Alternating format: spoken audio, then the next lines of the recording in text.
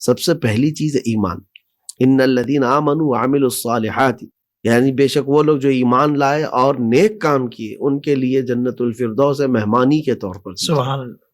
تو انعامات کی شکل میں اللہ تبارک و تعالیٰ جو جنت عطا فرمائے گا قیامت کے دن وہ جنت ہے. اور اللہ تبارک و تعالیٰ کی بارگاہ میں سب سے زیادہ سوال جنت کا کرنا چاہیے. یعنی عام بندہ مومن ایمان والا جنت الفردوس کی تمنا کر سکتا ہے. وہی بات میں کہنے جا رہا تھا آپ کو، سبحان آپ کے ذہن میں بات آ گئی ہے.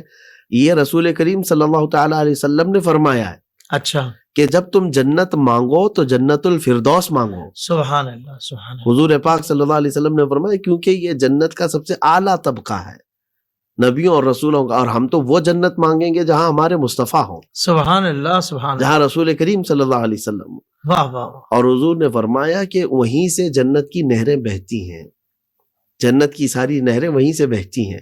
جنت کے 8 الگ الگ ابواب دروازے ہیں، یہ بھی احادیث کریمہ میں موجود ہیں کہ باب الریان جو روزے داروں کے لیے ہے اور پھر نمازیوں کا ہے. یعنی اعمال صالحہ میں جو عمل ان کا غالب ہے قبولیت میں، اس بندے کو اس دروازے سے گزارا جائے گا. سبحان اللہ. اور جنت آدم علیہ السلام سے لے کر کے قیامت تک آنے والے مومنین کے لیے بنائی گئی ہے.